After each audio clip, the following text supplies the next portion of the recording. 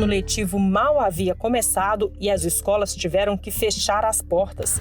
Crianças, jovens, universitários, instituições privadas e públicas interromperam as atividades de forma inesperada. Foi um susto, o efeito mais impactante da pandemia no sistema educacional. Mas 2020, o ano que mudou a vida dos estudantes, tornou-se também um ano histórico pela aprovação de uma das leis mais importantes dessa geração, a proposta de emenda constitucional que tornou permanente o Fundo Nacional da Educação Básica, o famoso Fundeb. Ele é responsável pela maior parte dos recursos repassados aos municípios para custear o sistema público de ensino e só existiria até o final desse ano. A sessão de 21 de julho teve a maioria dos deputados votando de forma remota, mas nem por isso faltou emoção. Hoje, como presidente da Câmara, junto com a minha amiga e grande relatora Dorinha, que me emocionou, então agradeço muito a todos, com a certeza que aqui nós estamos fazendo hoje história e fazendo o que é melhor para os brasileiros, com muita responsabilidade. Muitos acham que a gente não sabe que aumentar o Fundeb de 10 para 23 não nos gera responsabilidade sobre o financiamento desses recursos. Nós sabemos que sim, são despesas que, na verdade, são despesas que são investimentos. Investimento nas nossas crianças e no futuro, né, de tantos brasileiros. Além de efetivar o Fundeb na Constituição, os parlamentares conseguiram outros avanços. Um deles foi ampliar o percentual de participação do governo federal no custeio do ensino. Foi um aumento importante, de 10% do total do fundo para 23% até 2026, de forma progressiva. O ano de 2020 foi muito difícil para nós na educação.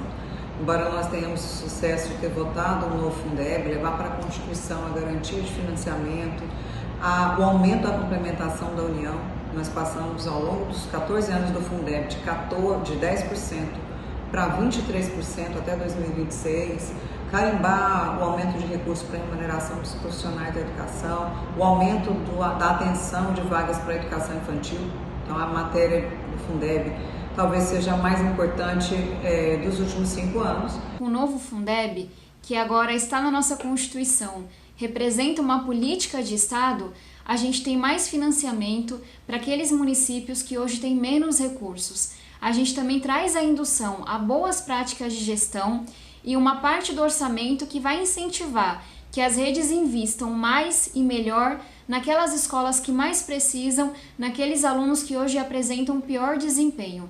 Então eu tenho certeza que esse novo Fundeb vai nos ajudar a dar um passo muito importante em direção não só a mais equidade de financiamento, mas também a mais equidade de qualidade, de aprendizagem, que é o nosso objetivo principal. Junto com o Fundeb, parlamentares consideraram marcante em 2020 a aprovação da medida provisória que autorizou as escolas a não cumprirem a carga horária total para fechar o ano letivo. Para não ter aquela obrigatoriedade daquela carga horária. E isso buscando ocorrer sem prejuízo dos objetivos previstos na Base Nacional Comum Curricular, prevista na legislação brasileira.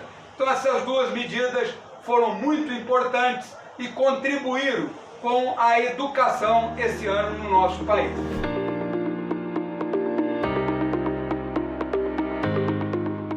A Câmara também manteve em funcionamento a comissão externa que acompanhou as ações do Ministério da Educação. Entre erros e acertos do MEC, deputados falaram da preocupação em manter uma certa unidade e o mínimo de condições para o ensino remoto em todas as escolas, nos 4 cantos do país. Estudos divulgados na imprensa mostraram as dificuldades de muitos estudantes nesse ano de pandemia. Tem estudos muito importantes que devem ser olhados. Um deles é o do Data Favela, que mostrou que aproximadamente metade dos jovens que residem hoje em favelas Brasil afora não estão conseguindo estudar por falta de internet e que também aproximadamente metade desses alunos consideram abandonar a escola porque estão muito desmotivados. Os desafios são muitos, mas nós precisamos olhar para essa questão da conectividade o quanto antes, no médio e no longo prazo, garantir conectividade em cada município, em cada escola desse nosso Brasil. A lição deixada pela pandemia deve contribuir para melhorar o sistema educacional do país, na opinião dos parlamentares. As dificuldades e as novas formas de fazer a escola funcionar devem ajudar a pensar os novos tempos. Hoje a televisão ela é multicanal. Você tem o 22.1.2.3. Então, se nós colocássemos nesses canais aula do Fundamental 1, Fundamental 2, Fundamental 3, em cada canal, uma família, mesmo remota, tendo material didático como das escolas particulares, poderia acompanhar a aula sem prejuízo ou com menor prejuízo no aprendizado dessas crianças. Não resta dúvida que prejudicou, mas trouxe excelentes oportunidades para melhorar o ensino no Brasil. Um ponto a gente precisa avançar, que é o papel do MEC nesse processo de articulação entre as diferentes redes, o uso da educação remota, o uso da educação em outros formatos, como cuidar com essa criança que volta para a sala de aula e que alguns da sua turma conseguiram manter as atividades em um bom ritmo e outros sequer conseguiram fazer nenhuma atividade. Então, acho que a educação precisa cuidar agora do orçamento, a LDO e LOA precisam enxergar que o ano 2021 tem dívidas com o ano de 2020, então mais dinheiro, mais recursos serão necessários. Uma nova formação de professores a gente precisa assegurar também para lidar com novos formatos de educação à distância e ensino remoto, que na minha opinião conviverão por muito tempo nesse ensino híbrido entre o presencial e o à distância. E tem muitas, acho que aprendizagens que vieram para ficar, né, do professor saber lidar com esses diferentes formatos do ensino-aprendizagem.